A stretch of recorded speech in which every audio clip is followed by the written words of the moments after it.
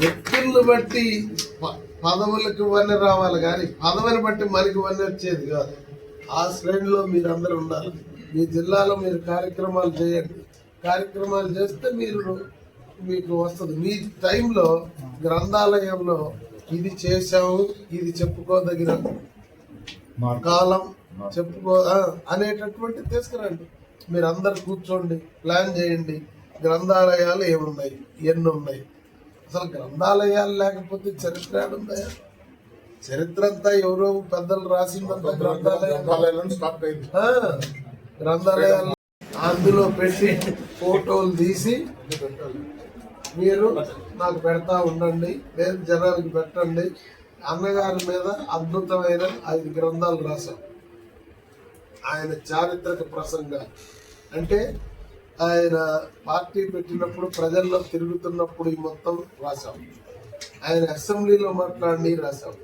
అవి చదువుతుంటే తెలుసుద్ది పుస్తకం ఏందో అన్నగారు ఒళ్ళు దగ్గర పుడుస్తుంది. అసెంబ్లీ ప్రసంగాలు అది కాక ఆయనకు ఒక స్పెషల్ ఇష్యూ, ప్రత్యేక సంచిక ఆయన పర్సనాలిటీ గురించి శకపురుషుడు రాశాం. అది కాక ఆయన సినిమాల్లో ఉన్నప్పుడు ఇచ్చిన ఇంటర్వ్యూలన్నీ ఒకటి పెట్టాం. ఆ సినీ ఫీల్డ్లో ఎవరు చదువుకున్నా అది గైడ్ లాగా ఉంటుంది, అదొకటి చేశాం. అది కాక రాజకీయాల్లోకి వచ్చాక ప్రజాస్వామ్య పరిరక్షణ ఉద్యమం 1984లో ఆయన అప్పటికి 26 మంది ముఖ్యమంత్రుల్ని కేంద్రంలో కాంగ్రెస్ పార్టీ దించేసింది. స్వతంత్రం వచ్చాక కాంగ్రెస్ పార్టీ దించిందంటే ఇంక ఎక్కేవాళ్ళు లేడు. మరి కమ్యూనిస్ట్ పార్టీ వాళ్ళే ఎక్కలేకపోయారు, జాతీయ పార్టీ ఉండి. ఆ కాలంలో మంచి పవర్ఫుల్గా ఉండేది.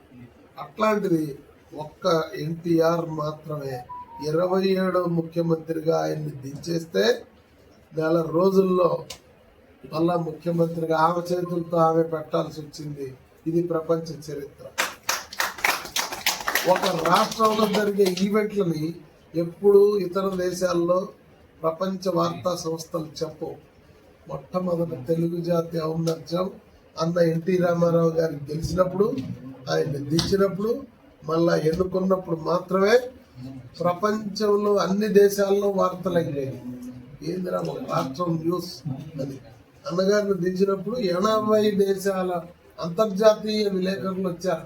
ఏదో హైదరాబాద్లో ఆయన ఆడుంటే ఆడ రోడ్ల నిలబడి కవరేజ్ చేసేవాళ్ళు పోటీ పడి. ఇట్లాంటి రోజులు అన్ని గుర్తు చేయాలంటే చరిత్ర రాయాలి. చరిత్ర రాస్తేనే తెలుస్తుంది. దయచేసి తమ గురుతరమైన బాధ్యత వహించండి. మీ యాక్షన్ ప్లాన్ తయారు చేశాక కానీ ఎప్పుడైనా ఏ కాలంలో ఏ సపోర్ట్ కావాలన్నా నేను ఎల్లవేళలా మీ అందరికీ అందుబాటులో ఉంటా, మీకు మద్దతుగా ఉంటానని తెలియజేస్తూ మీకు మంచి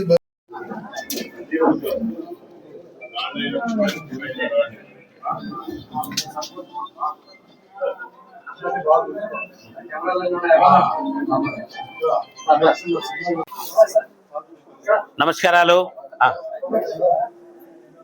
అందరికీ నమస్కారం. ఈ రోజున ఆంధ్రప్రదేశ్ గ్రంథాలయ పరిషత్ కార్యాలయాన్ని తాడేపల్లిలో మహేంద్ర ఎన్క్లేవ్లో ఎన్ఆర్ఐ బ్లాక్లో 401లో ప్రారంభించడం జరిగింది. ఈ కార్యక్రమానికి 13 జిల్లాల చైర్మన్లు